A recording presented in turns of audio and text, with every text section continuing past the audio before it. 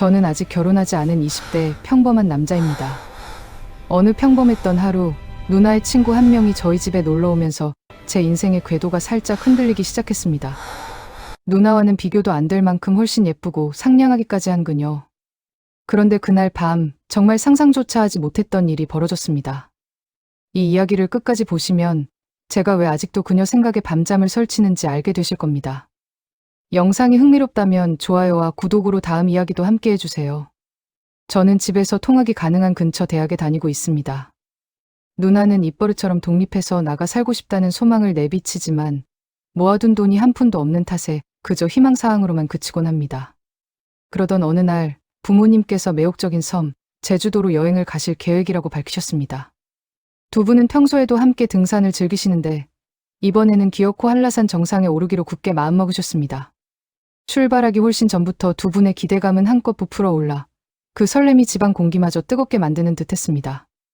안전을 고려해 대략 일주일 정도 자리를 비울 거라고 하시면서 냉장고는 터져나갈 듯이 음식으로 채워주셨고 누나와 제 손에는 각자 두둑한 용돈까지 쥐어주고 홀가분하게 떠나셨습니다.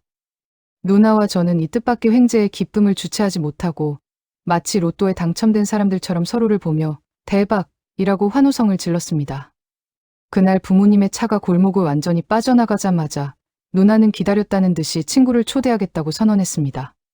저는 모처럼 찾아온 집 안에 평온하고 아늑한 분위기를 원했기에 그 고요한 편안함을 방해할 것 같아 누나 친구가 오는 것이 꺼려진다고 솔직히 말했습니다. 하지만 누나는 언제나 이런 식이었습니다. 자신의 욕구를 관철시키는데 조금의 망설임도 없었죠. 저는 조용히 놀다가 친구를 일찍 보내라고 타협안을 제안했지만 누나는 저녁에 다 같이 어울려 술도 마시고 친구가 아예 자고 갈 것이라고 못을 박았습니다. 속에서 짜증이 부글부글 끓어올라 차라리 이 집을 나가버릴까 하는 유혹마저 느꼈습니다. 하지만 바깥은 숨이 턱 막힐 정도로 무더웠고 딱히 갈 만한 곳도 떠오르지 않았습니다. 게다가 누나에게 화를 내봤자 결국 제 손해일 뿐입니다. 누나는 단지 먼저 태어났다는 이유만으로 자기 뜻을 확고히 관철하는 사람이니까요. 결국 저는 포기하고 못 본 척하기로 했습니다. 누나 친구가 오든 말든 저는 제 방으로 들어가서 컴퓨터 게임에나 몰두하기로 마음먹었습니다.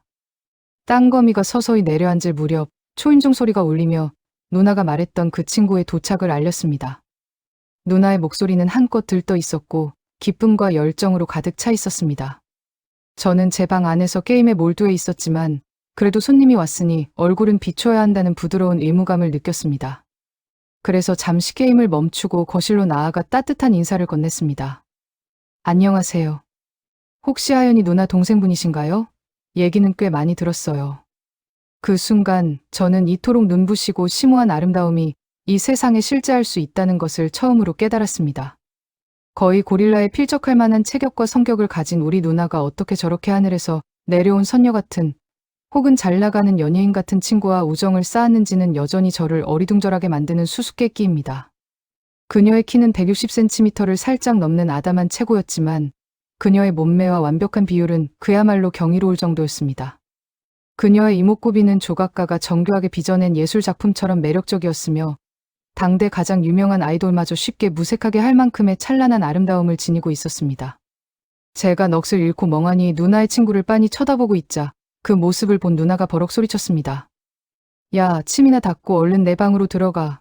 그제야 저는 몽롱한 상태에서 깨어나 그들에게 좋은 시간을 보내라고 어색하게 말한 뒤 제 방의 고독 속으로 물러났습니다. 제 방에 다시 자리를 잡고 게임을 켜려 했지만 제 마음은 이미 모니터 밖으로 나가 끊임없이 누나의 친구, 유리 누나에게로 떠다니고 있었습니다. 그렇게 혼자 시간을 보내고 있는데 방의 정적을 깨는 노크 소리가 울렸습니다. 문을 열자 유리 누나가 서 있었습니다. 저기, 혹시 나와서 우리랑 같이 식사할래? 그녀의 눈부신 아름다움에 피적하는 것은 오직 그녀의 진정한 친절함 뿐이었습니다. 등 뒤에서 누나의 목소리가 짜증 섞인 톤으로 들려왔습니다. 쟤는 왜 부르는 거야? 그냥 우리끼리 먹자. 유리 누나가 차분하게 대답했습니다. 음식을 꽤 많이 시켰잖아. 우리 둘이서만 먹기엔 좀 어색한 것 같아. 다 같이 놀면 더 즐거울 거야, 하연아. 그 순간 저는 유리 누나에게 완전히 사로잡히고 말았습니다. 그녀 곁에 있는 것만으로도 심장이 터질 듯 기뻤지만 막상 식탁에 앉으니 두 사람은 자기들만 아는 추억 이야기로 대화를 이어나갔고 저는 도무지 끼어들 틈을 찾을 수 없었습니다. 저는 그저 자리에 앉아 그들의 대화를 들으며 가끔 조용히 고개를 끄덕이며 동의하는 신용을 할 뿐이었습니다.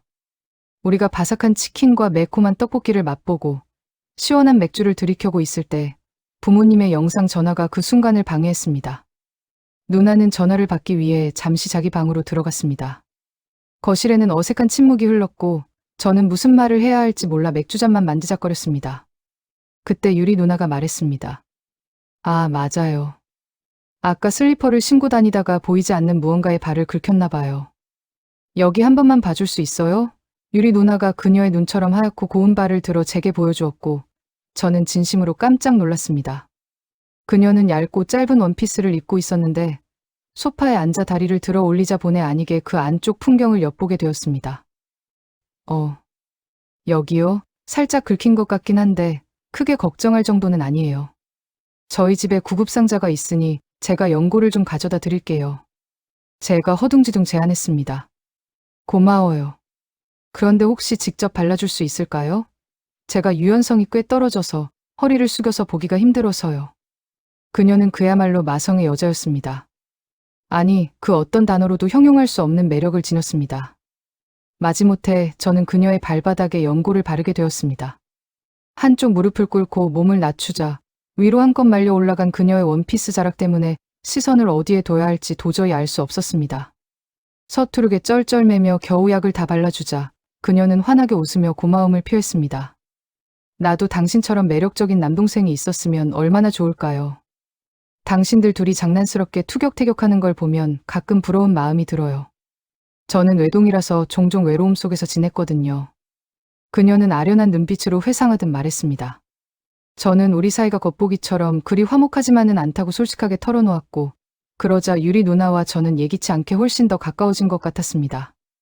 유리 누나와 저는 제 누나에 대해 짓궂은 험담을 늘어놓으며 웃음보를 터뜨렸습니다. 전화를 마친 누나가 거실로 돌아오다 깔깔거리는 우리 둘을 발견하고는 우리가 자기 험담이라도 한 것은 아닌지 의심하며 안절부절못하기 시작했습니다. 그 후 우리 셋은 동이 틀 때까지 술을 마셨고 얼마나 마셨는지는 기억의 저편으로 사라져버렸습니다.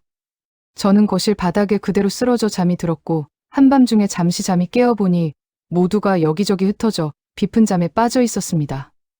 유리 누나의 짧은 원피스는 잠버릇 때문에 상당히 위로 말려 올라가 있었고 이대로 두면 안 된다는 생각에 저는 이불이라도 덮어주기 위해 그녀에게 다가갔습니다. 바로 그때 달빛에 비친 그녀의 정교한 얼굴이 다시 한번 제 눈에 들어왔습니다. 술 기운에 대담해진 저는 찰나의 키스를 갈망하게 되었고 그래서 저도 모르게 점차 그녀에게로 몸을 기울였습니다. 그 순간 눈앞에서 별들이 폭포수처럼 쏟아지는 듯한 충격을 느꼈습니다.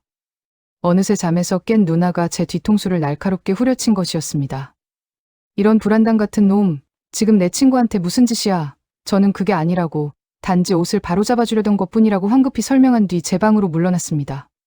실망감이 살짝 남았지만 일이 더 커지지 않은 것만으로도 다행이라고 스스로를 위안하며 다시 잠의 품에 몸을 맡겼습니다. 다음날 아침 동이 텄을 때 저는 운 좋게도 유리 누나와 우리 누나 둘 다 완전히 필름이 끊겨 간밤의 기억이 미스터리 속에 가려져 있다는 것을 알게 되었습니다.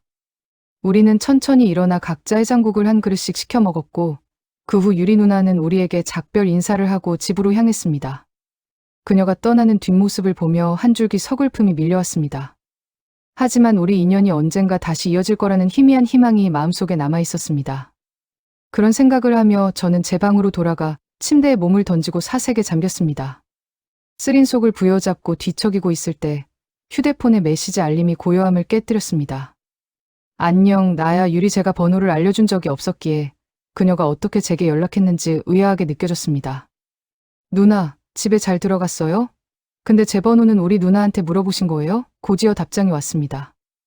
유리 누나는 제가 먼저 술에 취해 잠든 후 제 휴대폰을 몰래 이용해 자기 번호로 전화를 걸어 번호를 저장했다고 설명했습니다. 그래서 말인데, 오늘 밤에 우리 둘이서만 따로 만나는 거 어때? 나는 너랑 단둘이서만 시간을 보내고 싶어. 이 여자는 모든 면에서 프로 그 자체였습니다.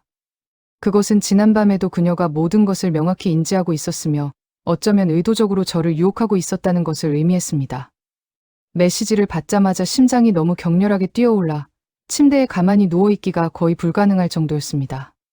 저녁이 오기를 기다리는 시간은 연겁처럼 길고 거의 견딜 수 없을 정도였습니다.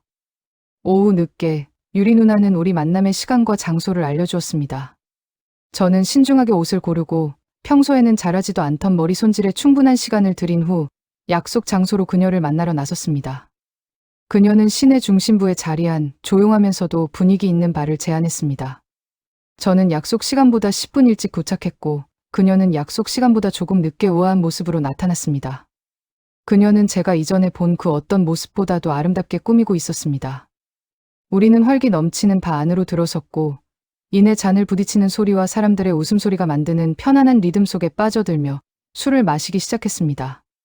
하지만 간밤에 술 기운이 채 가시지 않은 탓에 저는 첫 잔을 넘기자마자 거의 즉시 목구멍에서부터 타는 듯한 통증을 느껴야 했습니다.